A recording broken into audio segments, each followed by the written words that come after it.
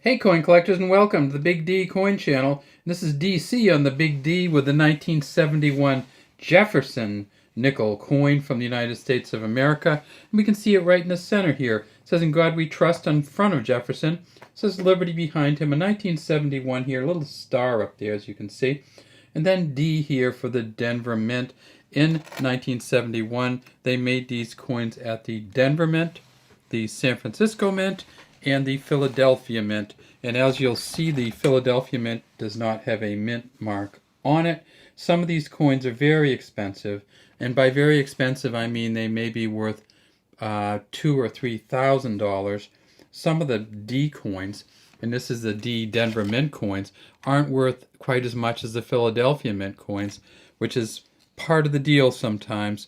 To Denver Mint in 1971, they made 316 million of these nickels, and this one here may be worth somewhere even around 5 to 650 if it's in MS65 shape. But a Philadelphian MS65 shape with no mint mark on it is probably worth about $9. What's a Philadelphia with no mint mark on it look like? Well, how about this right here? And that, my friends, is a really kind of cool coin. Look at how good the letters are on here. Look at how good Jefferson looks.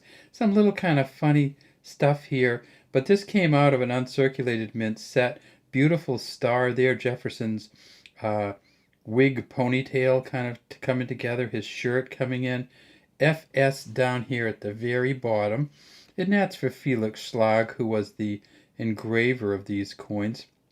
And again, 1971 was one of the first years they had the FS on it. I think it was either 65 or 66. They put the FS on it. These coins have been made essentially with this Jefferson on it. They were made from 1938 until 2005, and that's why we have these other coins here. These two are the 1971 Jeffersons, and we're going to talk about what makes these ones so valuable in a second, but I just want to talk about the other Jeffersons that we have out there.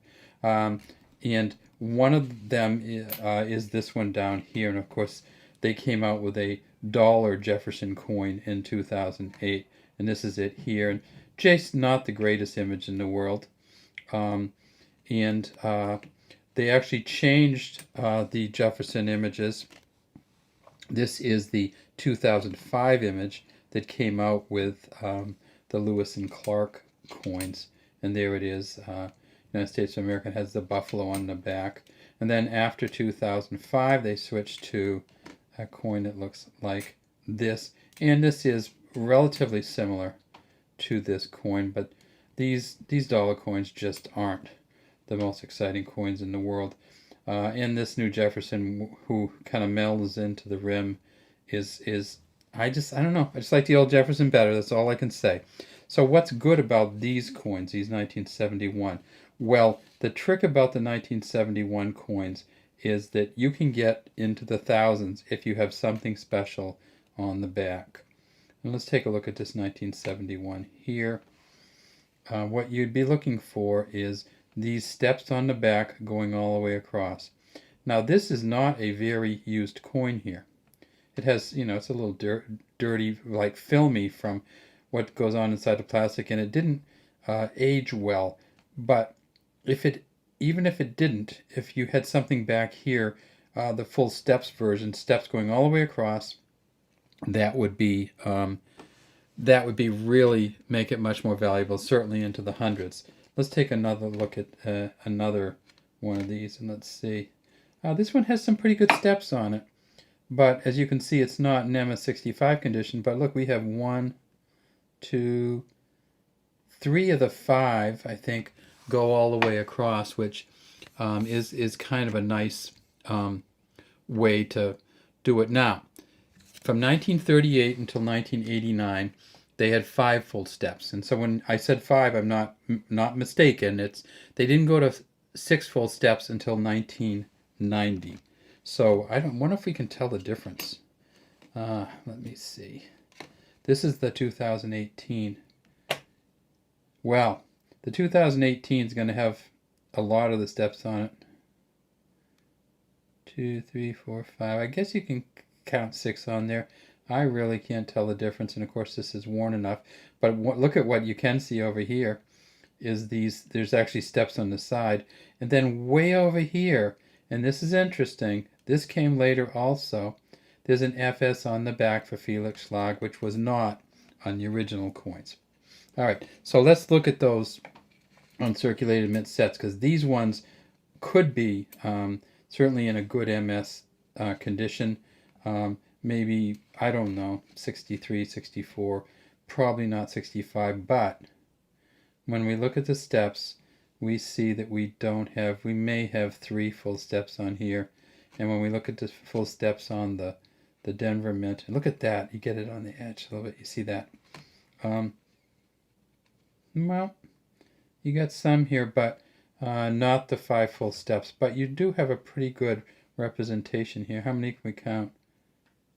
We can count 4 of them, well, 3.5 of them pretty well.